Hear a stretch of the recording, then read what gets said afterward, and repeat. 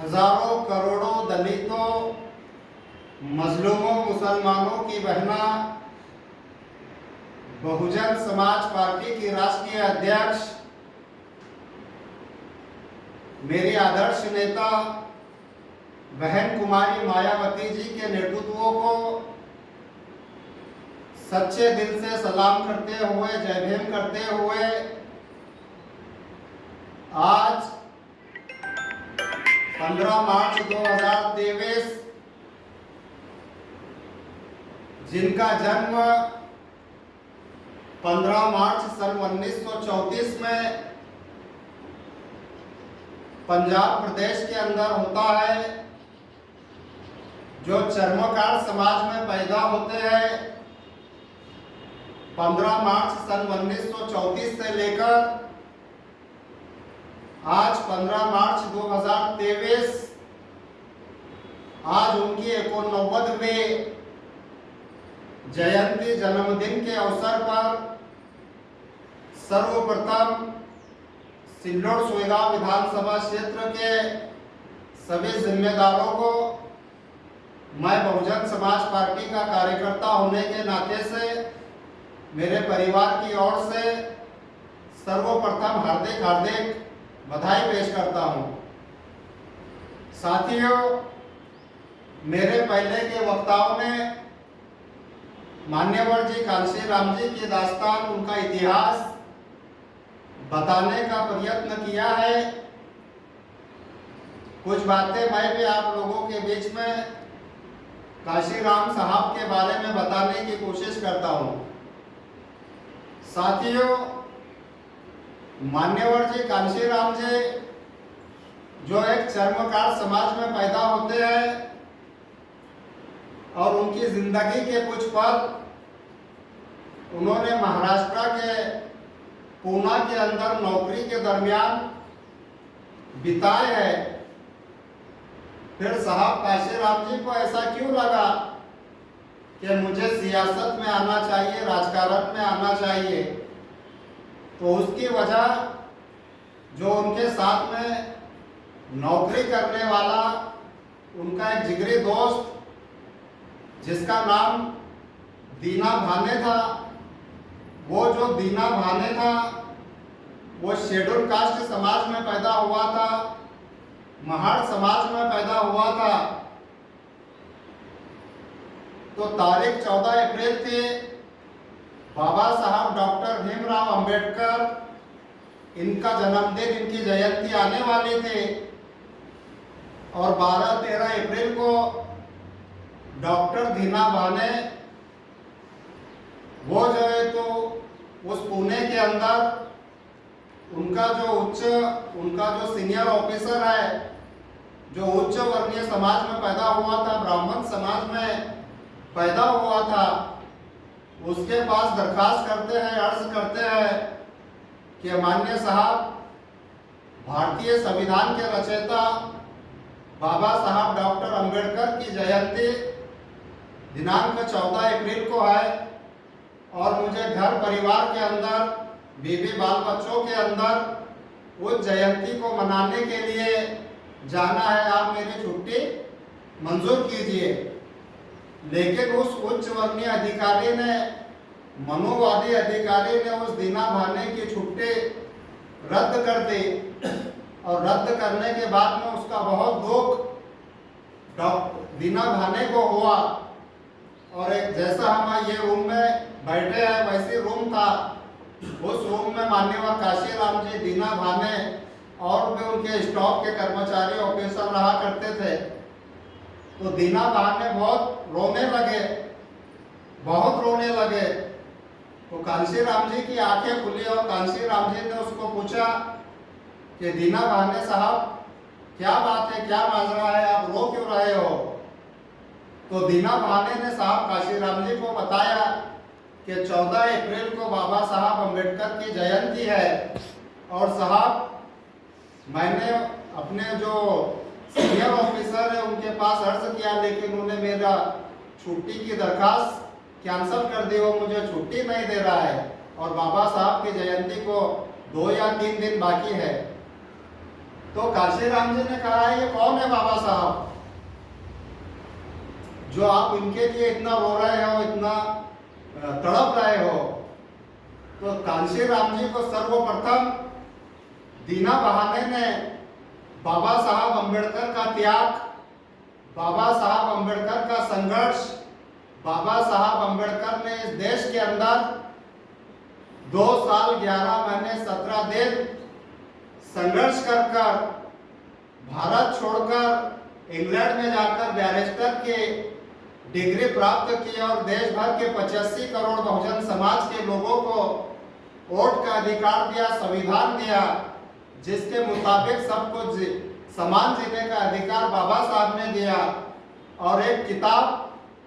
बाबा साहब अंबेडकर के मान्यवर साहब काशीराम जी को दीना बहाने ने गिफ्ट की।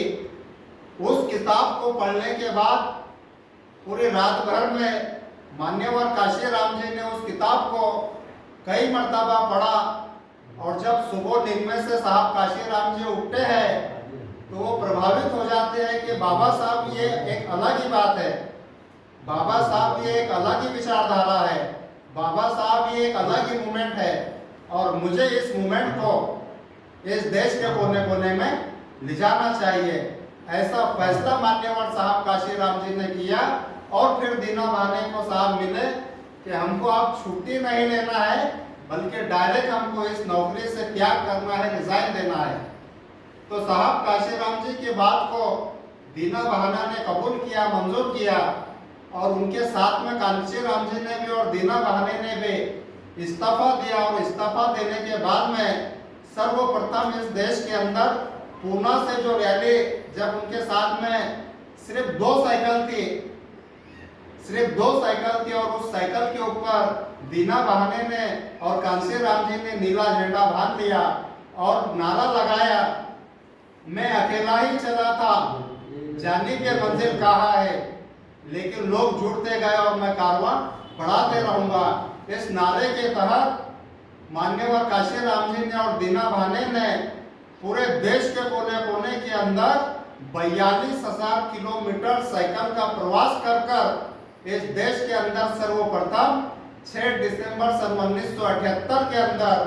बामसेप जैसा संगठन बनाया और बामसेप के जरिए से इस देश के कर्मचारियों को जोड़ने का काम किया और कर्मचारी जुड़ते गए। और जुड़ने के बाद में उसके 3 साल के बाद 6 दिसंबर सन 1981 में मान्यवर साहब काशीराम जी ने DS4 बनाया, दलित शोषित संघर्ष पूर्ति समिति। DS4 के माध्यम से साहब काशीराम ने इस देश के नौजवान तबके को जोड़ने का काम किया। फिर उसके 3 साल के बाद में मान्यवर साहब काशीराम जी ने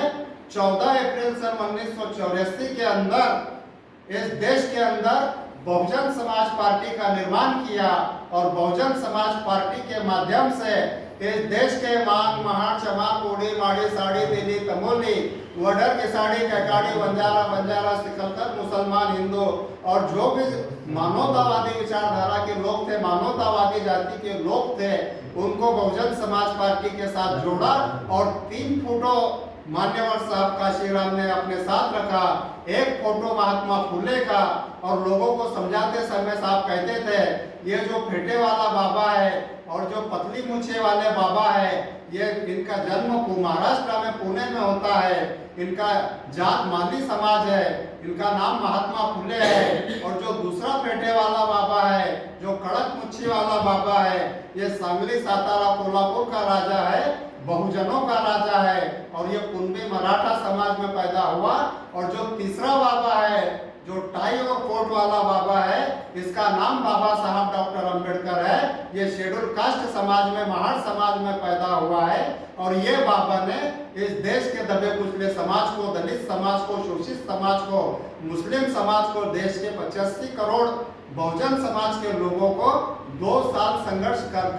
2 साल 11 महीने 17 दिन संघर्ष करके अपने बीबी बाल बच्चों की कुर्बानी देकर ये टाई और कोट वाले बाबा ने संविधान दिया है, जिसकी बदौलत ये महात्मा फुले शाहू महाराज और बाबा साहब डॉक्टर अंबेडकर ये तीनों महापुरुषों का 108 साल का संघर्ष मान्यवर साहब काशीराम ने देश के सभी समाज के लोगों को बताया। उसके बाद में बहन कुमारी मायावती जी साहब काशीराम जी के संपर्क में आती है और बहन कुमारी मायावती जी का कहना था कि मुझे इस देश के अंदर उत्तर प्रदेश के अंदर बहन जी का सिर्फ एक ही सपना था कि मुझे मेरे डिस्ट्रिक्ट का कलेक्टर बनना है। बहन जी का सिर्फ एक ही सपना था कि मुझे मेरे डिस्ट्रिक्ट का कलेक्टर बनना है, डीएम बनना है। तो साहब काशीराम जी ने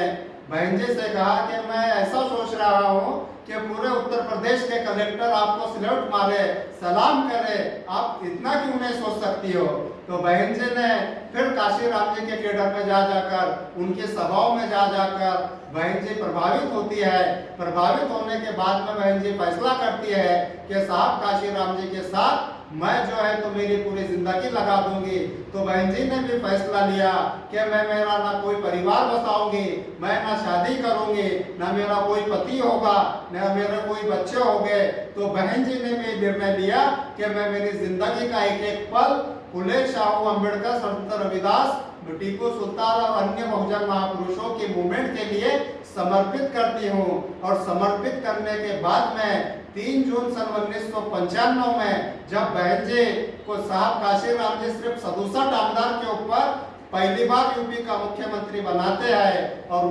मुख्यमंत्री बनने के साथ जब यूपी के पूरे कलेक्टर, कमिश्नर, इंजीनियर बहन जी को सल्यूट मारते हैं, तब बहन जी माननीय काशीराम जी को सल्यूट मारती है कि साहब आपने जो बात कही थी वो आज सिद्ध हो गई। आज पूरे यूपी के कलेक्टर मुझे सल्यूट मारते हैं। फिर उसमें मनुवादी भी है, मानवतावादी भी है, बहुजनवादी भी है। और मेरा जो ख्वाब था, मैं बिजनौर की कलेक्टर बनना चाहती थी, लेकिन तुमने तो मुझे पूरे यूपी की राजा बना दिया। इसी के साथ बाद में भी 1997 में, 2002 में, 2007 में इस तरीके से हमारी पार्टी की सरकार, बहुजन समाज पार्टी की सरकार